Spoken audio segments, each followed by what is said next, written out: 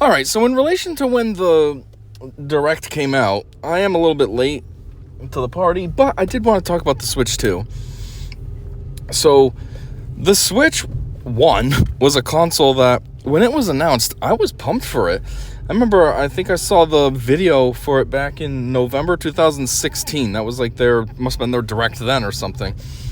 And it was just an awesome system. I was like, whoa, this thing you can play at home. You can play it as a handheld. You can even set the thing up and use it as its own TV and use the little Joy-Cons as remotes and play two-player like anywhere. It also was pretty cool how it just seamlessly switched between handheld mode and TV mode. And during those days, I was bouncing between my place and like a friend's place all the time. And I thought, this would be awesome. All we have to do is like get them a dock. I can bring my Switch over, plug it in their dock, boom. Now we're playing my games on their TV. And it's just so much more convenient than, like, let's say, a regular console. You know, I'm thinking GameCube because I had a friend back in the day. When GameCube was a thing, he used to bring his GameCube back and forth. And I always thought that was probably cumbersome to unplug your whole system and all that. Bring the games. It's big. Not big, but, you know, relatively speaking, it's a big, clunky system. Compared to a Switch, it's just nice and slim. So, yeah, it was cool. And I was very pumped about getting one. I wasn't able to get mine until about a year later. I got mine in March 2018. The thing launched, I'm pretty sure, around March 2017, if I'm not mistaken. So I was about a year late to the party, but yeah, it was cool, and I still think it's a pretty cool console even to this day, all these years later. I mean, what did I say? I got it in 18, so 7 years later, and I still think it's cool. The only thing I don't like is its battery life absolutely sucks, but other than that, I'm still very satisfied with it. But after watching this Direct and learning about the Switch 2, there's a lot that I have to question. I mean, first off, just right out the gate, Switch 2. That's the name they came up with? Like, how uninspired, how low effort is that? There's literally no effort. They're like, well, what are we going to call our next console? How about we just call it what it is now and slap a 2 on the end? Ooh, that sounds good. And maybe you'll say, oh, well, PlayStation does that. Why aren't you going to make fun of PlayStation? They've always just added numbers. Yeah, but the difference is that's what PlayStation did since day one. When PlayStation 2 came out, they called it PlayStation 2. Nintendo's never done that. They've always had a name for their console. You know, the first one was just NES, Nintendo Entertainment System. Okay, kind of generic. And then they came out with Super Nintendo. Yeah, it's not very fancy of a name, but it's effort. It's not just called Nintendo 2. It's Super Nintendo. Then the N64, that one was kind of like, what's the word I'm looking for? Like, you know, it describes what it was. It's a Nintendo product, and it's a 64-bit device. So, that's kind of like, man, I had an analogy earlier, now I'm forgetting it, but still. And then GameCube. You know, again, it's kind of super cheesy of a name because it's just describing what it is. It's a cube-shaped device that you play your games on. But then, like, when the Wii came out, the Wii had two names. First off, it was originally called the Revolution. I remember reading the Nintendo Powers, and they would talk about it as Revolution. Oh, when the Revolution comes out, blah, blah, blah, and, you know, all this. And then eventually it changed its name to Wii. Even the Wii U, that's kind of a boring name. It's almost like Wii 2, but it's still a little bit of effort. I don't know what the U is supposed to mean, per se, but at least it's something. Then Switch comes out. Again, it's a new name. It's not like the Wii 3 or something, or the Wii U 2. It's Switch. And then all of a sudden, now Switch 2 is just Switch 2? I mean, how boring. And the logo is stupid, too. It's the Switch logo with, like, a giant 2. Oh, wow. So much effort put into that. Like, I guess my whole point on the effort is because of how much they want to charge for the console. They want to charge $450 for the system, right? Which, for Nintendo, that's pretty dang steep. I mean, geez, I don't remember what GameCubes were on launch day, but I know GameCubes ended up getting pretty cheap. I mean, towards, like, what would be the end of their life, GameCubes were sitting at around, like, $100 for a system. I'm pretty sure that's how much I bought mine for. Actually, I'm saying towards the end of their life. I didn't get my system at the end. It still had, like, 2 years left or something when I got mine, 3 years left, and it was $100. You know, even Switch 1... That launched at what, $300? Yeah, and now the new OLED version's $350. So to pack on $100 on top of like your premium device that you're currently offering is kind of ridiculous. Especially, like I said, for Nintendo. I mean, at that price, it's like, why would I want to get a Switch a Switch 2 when I can just get a PS5 for just about the same price. I mean, PS5, one, already has a well-established library of games. You know, the Switch 2 is brand new. It barely has anything. You go on GameStop's website, there's 2 pages, and there's not even that much on page 2. I think it's like 2 games, and they're just coming soon. They don't even have images or anything yet. So, you know, why would I pay $450 to be able to get like 6 games maybe when I can get a PS5 and have a huge library available to me? Also, we know the PS5 is a high-performing machine, and it has good output and all this. Yeah, they say the Switch 2 has capability of going up to 4K, but it's like, you know that's going to be on select games only. It's going to be like Nintendo proprietary type games. The Mario games will get it. Maybe Pokemon will get it. Stuff like that. Regular developers aren't going to worry about that because that's going to take up more space, and it's going to be, you know, just more unattractive, more effort that these developers are going to have to put in. So it's not even going to be highly utilized all the time. You know, like I said, it's just going to be those niche proprietary games. And maybe once in a while, some one-off company will try to make a 4K game just so then they have, like, that edge. Ooh, our game is 4K. But otherwise, regular developers, they're going to be like, yeah, 1080 is good enough. 720 is good enough. It's always been good enough for Nintendo. It still will be. You know what I mean? Like, and, like, I don't know. They claim that it's going to have more memory. Okay, well, first off, more memory shouldn't cost more because if you go to the store, hard drives and stuff are pretty cheap now. You can get like a 4 terabyte hard drive for like $70 at Walmart. So you can't say it's because there's more memory why it costs more, because memory is not a thing anymore that costs a lot. Yeah, maybe in the early 2000s it was, but now, not so much. I mean, you can get like a 16 gig hard drive for $5. I remember when a 16 gig hard drive, well, not hard drive, but a flash drive, was like $50. Now it's $5. So you can't use that excuse. You can't use the excuse either that, oh, it has potential of 4K, because if it's not going to be guaranteed utilized all the time, then who cares? Also, I think the 4K, if I'm not mistaken, is only available when it's in docked mode. So that's not even really the console 4K. It could be the dock upscaling and all this. You know what I mean? Because the console itself doesn't have 4K in handheld mode. I don't remember offhand what the specs were, but it's not 4K. It only does up to like 1080 or something in handheld mode. So it's not even the... So I guess right there, that tells you it's not even the device that's doing 4K. It's the dock. So...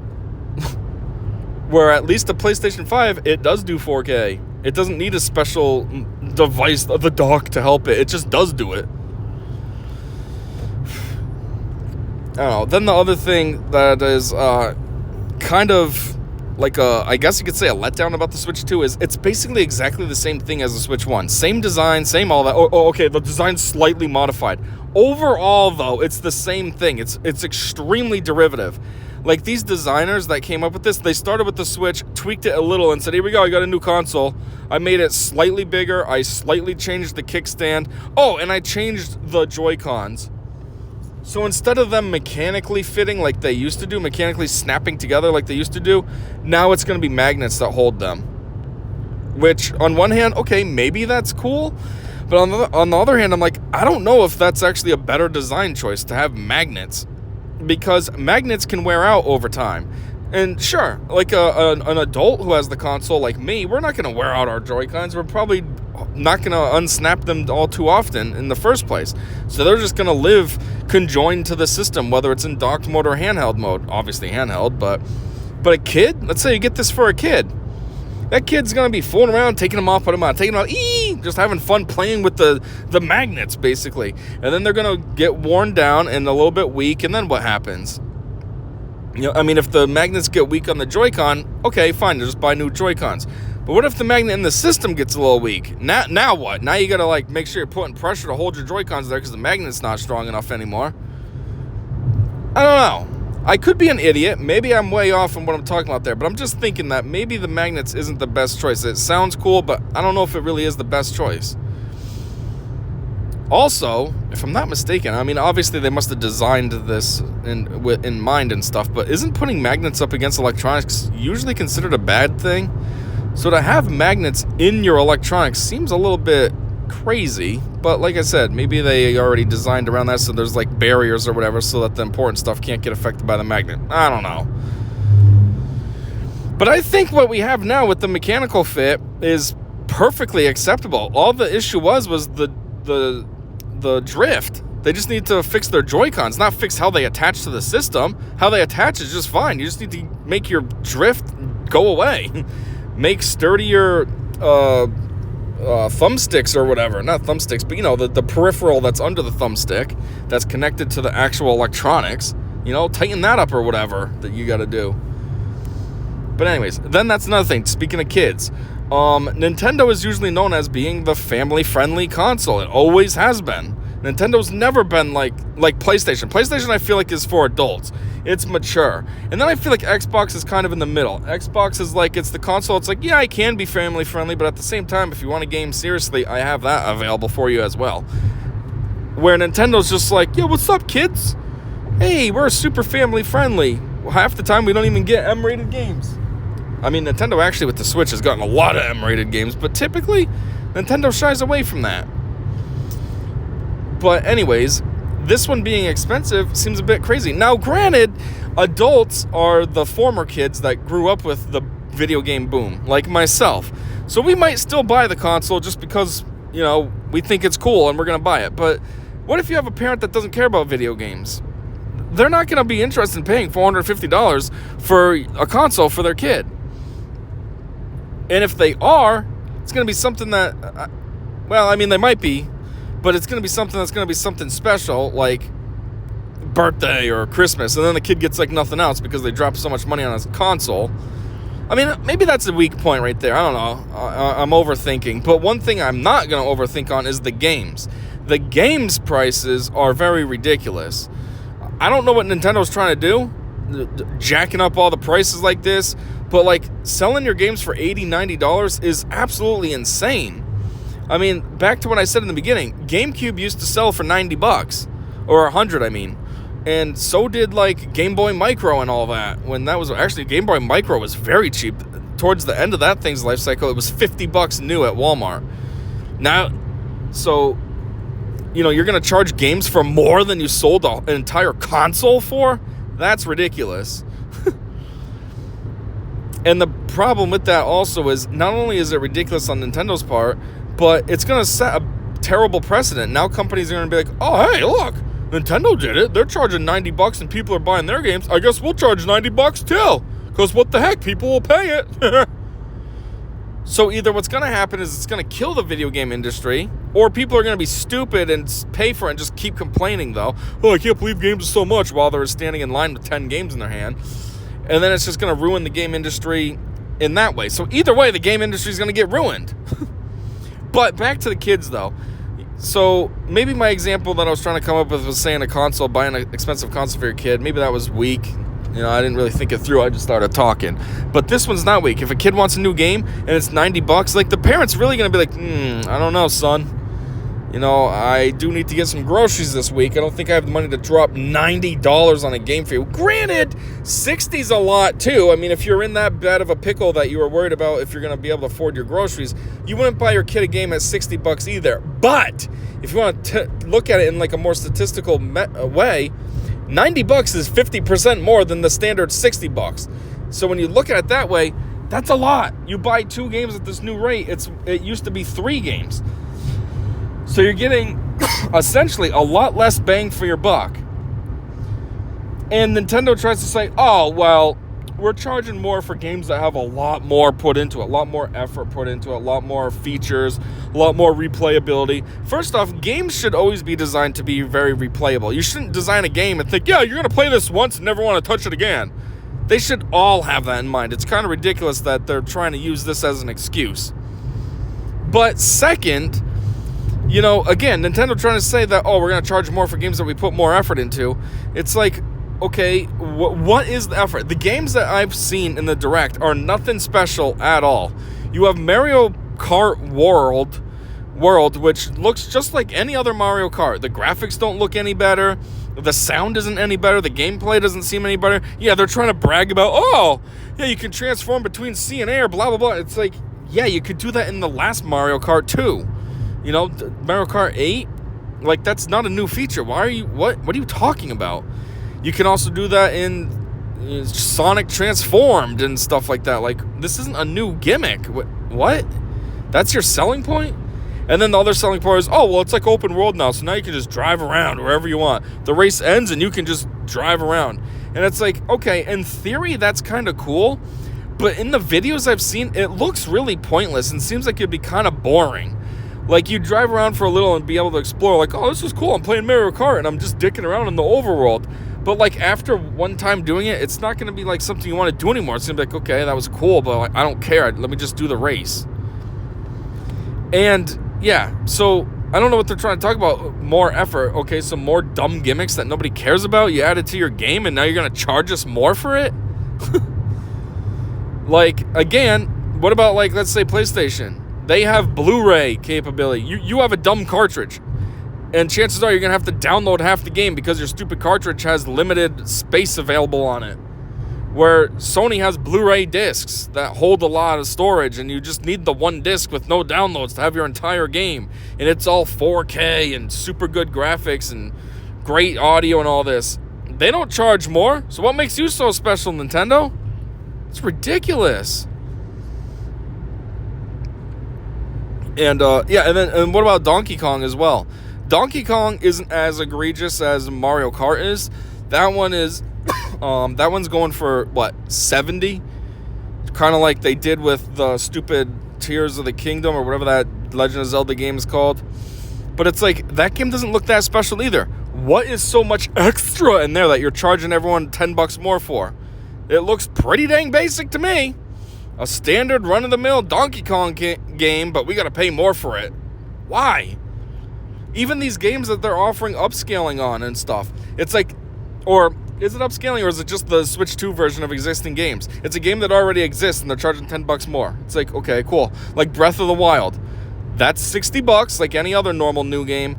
And for some reason, Switch 2 has it for $70. Why? What is so special about a game that technically came out on Wii U, okay? It's an old game by, like, any kind of gaming standards. And now you think that when you re-release it for your new system, it should cost $10 more? I mean, if you had the game on Wii U and you have it on Switch, why even bother buying it for Switch 2? You already have it twice. You've probably beat it twice. You're going to pay $10 more than regular MSRP to beat it a third time on a different console? It's ridiculous. And then, yeah, back to what I was saying before about the memory. That's another selling point that they're trying to have. Oh, yeah, I was talking about this, and I got sidetracked. So the storage, they're saying, oh, it's going to have more storage. It's gonna come with 256 gigabytes of internal storage versus the current thing, which is only 32. Okay, on the surface, that's pretty cool. Great. Awesome. Thank you. I don't know why you gave us such limited space for it. That was annoying to have to buy all these stupid SD cards. But here's what I'm thinking is going to happen with the new ones. With the new storage, that we have. The games aren't going to be the same file sizes they currently are. I'm sure they're going to be a lot larger. So either now we're going to have bigger, there's going to be bigger save files, or there's going to be bigger downloads required on like every game. Oh, you're going to download 20 gigs of data to get the whole game. And all this, and then before you know it, that memory is filled up. So even though they're giving us more, it doesn't matter. It's not like it's apples to apples. You know what I mean? Like now, if they offered a regular Switch with 256 gigs of internal memory, that would make a difference. But I'm pretty sure with their new system, bigger game files and all this, it's not going to matter. It's going to basically even out. If you could save 10 games on your system before, you'll still be able to save only 10 because these files are 10 times bigger. And then that's another issue too. They're going to have special memory cards now. You're not going to be able to use a regular, M2 little flash disc, whatever the heck they're called, like you currently can. Which, yeah, Nintendo offers its own variety, but you could still buy just a regular SanDisk one or even a Walmart on-brand one, and it would work just fine. That's what I did. I didn't buy the Nintendo one. I didn't care about that. I'm not going to pay more just because they put like Mario or Toad on the thing. Just get a regular one. But now, nope, can't do that. Now you have to get the special Nintendo branded one because nothing else will work. Like, that's ridiculous too. So, now when I want extra memory, I have to give you my money to get the extra memory? Thanks, Nintendo. That's cool. So now when you make all your games have all these massive downloads, I also have to give you more money so I can actually store those games on my console to play them. Cool. Then they get this live chat thing, which is such an absolute joke. Jeez, the preview they offered, I thought about it, I'm like, this is like literally the best that they could offer. Ads obviously always feature the best of what there is. You know, you look at a food ad, it's always got perfect looking food, whether it's from a restaurant or just regular cooking or whatever. You know, it's always perfect condition. So obviously that video that they put out there in their direct, that's like as best as they can get. These people were probably playing over the internet in the same building, like a room over from one another, with like super high-end great internet, and yet it still looked like crap. First off, oh man, getting dry here and heartburny. Anyways, first off, the video quality is absolute garbage. It's like a 480 camera. Like, seriously? What is this, 2005 or 2025?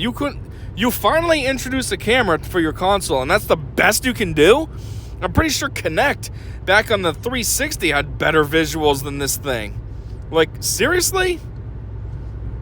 Second, when the game is playing in their demonstration, it's like laggy when you're trying to use the people, you know, have the people on the bottom of your screen. The game becomes laggy. Like, are you serious? That's the best you can offer?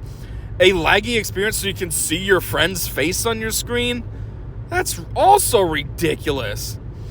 Then what's possibly even more ridiculous, to top all this off, you have to pay for this trash service.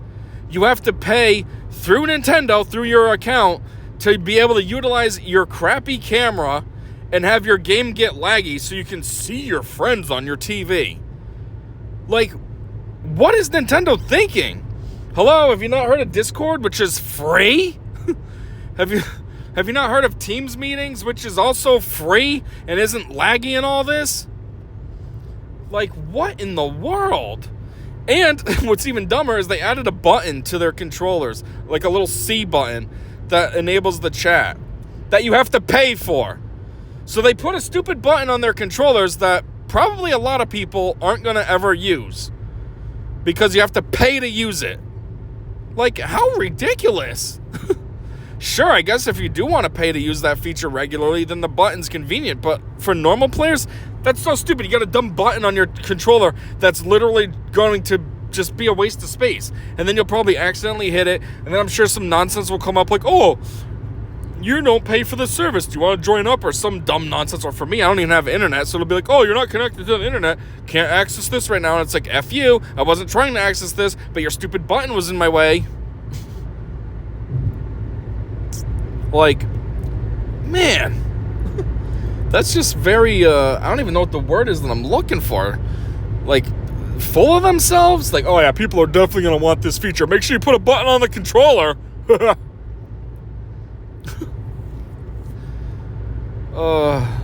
And then, what was the other thing? Oh yeah, then they have that gimmick. Like, on the surface it sounds cool, but it's like, you know how dumb that is? The little mouse gimmick that they came up with. Yeah, on the surface, that's cool. Like, oh, wow, that's a cool idea. But when you stop and think about it, nobody's going to utilize that. No game company is going to utilize the stupid mouse functionality. Nobody wants that. Nobody's interested in trying to hold their dumb little Joy-Con like a mouse and do stupid games that way. Like, the only games that are really going to get that are, like, Mario Party, maybe some other random party games like Rabbids, you know, Raving Rabbids, like one of those games. Maybe if they make another Rabbids versus Mario, they might sneak it in there. If they do like another Mario and Sonic at the Olympic Games, you know, party games like that will have the feature. But otherwise, no serious game is going to be like, oh, you get to use the mouse feature to do this. Like, it's dumb. And if it is in the game, it'll be an option. Kind of like now, how you can use the Joy-Cons and have, use motion and all that. Or you can just use a regular Pro Controller and just play the game like a normal person. Like, that'll be a thing. Oh, you can use the mouse feature or just play the game normal and not even worry about it. And nobody's going to worry about it. They're going to be like, yeah, that's stupid. I'm not doing that. I'm just going to play the game like a normal person. So, like, cool idea, sort of, but just really dumb and impractical in the grand scheme of things. Like, I feel like they did not think this through. Someone came up with the idea, and they're just like, yeah, that's cool. Let's do it. I don't know. Overall, I just think that the Switch 2 is... I don't know. I feel like it's probably going to do well. I'd like to say it's going to fail, but I doubt it. It's going to do well. People are stupid. They'll all complain about the price and all this, but they'll still go out and buy it day one. The thing will be sold out within minutes of it being launched in the U.S. But, you know, it's just ridiculous. It's just a terrible business model on Nintendo's end. And it's potentially setting a terrible precedent moving forward with other companies, like I already said. And they're definitely, I don't know. I don't want to say moving away from their family-friendly reputation, but come on. Charging $90 for your dumb games isn't very family-friendly at all. That's very adult-friendly. Not even adult-friendly. What am I saying? The adults are the ones complaining. The kids don't care. They're like, hey, Mom, can I get this? It's $120. You got that, right? Oh. God, this coughing's annoying. I don't know. I mean, at first, like, a lot of people were talking about Switch 2 coming out, and I was like, this was way before, you know, when people were just complaining, come on, Nintendo, release the Switch 2. And I always thought, I'm okay with Switch still being out, because Switch 2 means that you have to buy a new console. It also potentially means that you lose all, like, your saved files that you've had. Not so much because you lose your saved files, per se. Can I go this way? But just because, sorry about that when I said, can I go this way? Usually when I make these long-form discussions, I'm driving, and I'm on the highway, and they're doing road work, and there was an exit, but the way that they had, like, the truck and everything set up, the way I need to go, I couldn't tell if I could actually go that way or not. And I was like, I don't want to do this, and it's illegal, but at the same time, I got to go that way. I don't know. Like, the truck clearly said exit, and I'm like, if I go that way, I don't know where to go. I'm going to be lost. So I just tried it, but yeah, we're fine. I had a ton of people behind me too, so I was like, good, even if I'm doing something illegal, there's other people following me, so we're all doing it illegal together. Anyways, dang it, what was I saying now? I lost my train of thought after that little incident with the road work.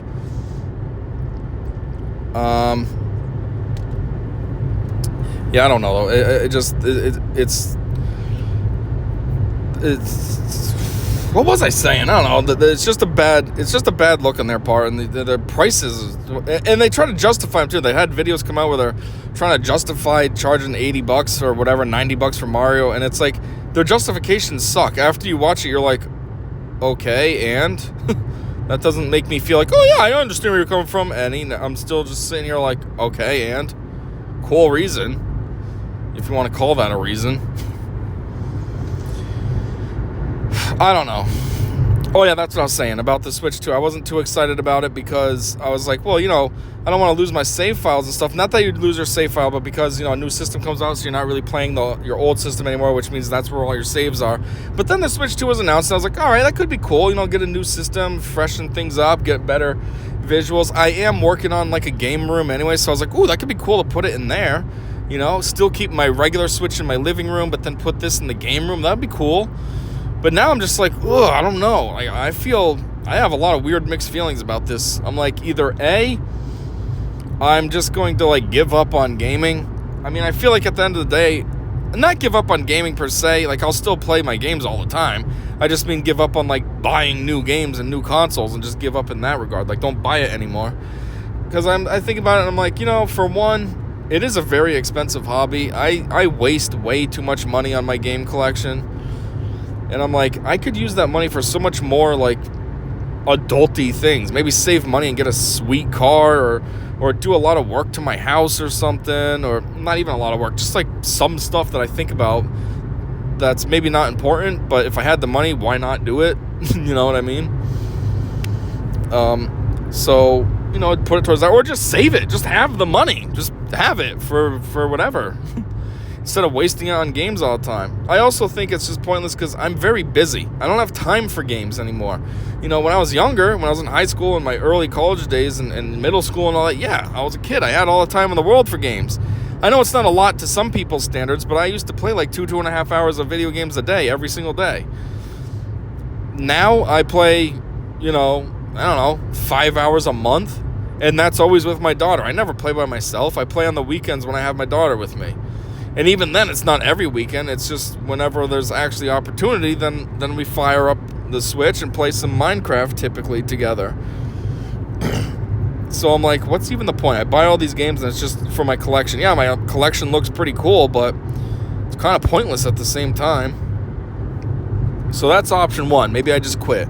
Option two is, well, maybe I suck it up and I just buy the Switch 2 just for like the cool family-friendly games so I can still have those, to play with my daughter. I also like the Pokemon games, so if I get the Switch 2, then I can still buy the new Pokemons. And basically what I do is, instead of just wildly buying games that just seem cool, whether I actually know about what they are or care about them or anything, like I currently do, then what I could do instead is actually focus and just buy games that I know I'm definitely going to want and definitely going to play. So, like, I hate to say it, but like Mario Kart World, that would be one that I'd play. That's a 2-player game. I can play that with my daughter and stuff. It would get usage. Or like I said, the Pokemon games, sure, they'd get played. I could buy that. But don't do like I do now and just buy anything just because it seems cool. Just really zero in and be like, nope, don't need that game, don't care about it. Nope, don't need that game, don't care about it. And just buy the ones that matter. And just have a really limited Switch 2 collection. I could do that. I mean, my third option would be to just ditch Nintendo and go to Sony. I mean, I use PlayStation. That's what I grew up with. The only reason I have the only reason I really focus on Switch nowadays is because, again, it's like a family-friendly console, and it's something that I have because of my daughter, so that then we can play games together, and there's a lot of good kid-friendly options on it for her.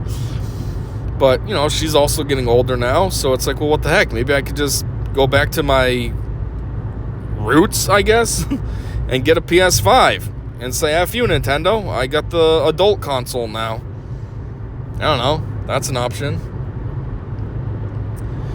Or the other option I was thinking is kind of goofy. I could just completely switch gears and just start, buy like a really good gaming PC and just become like a PC gamer. I say switch gears because I've never been a PC gamer, ever.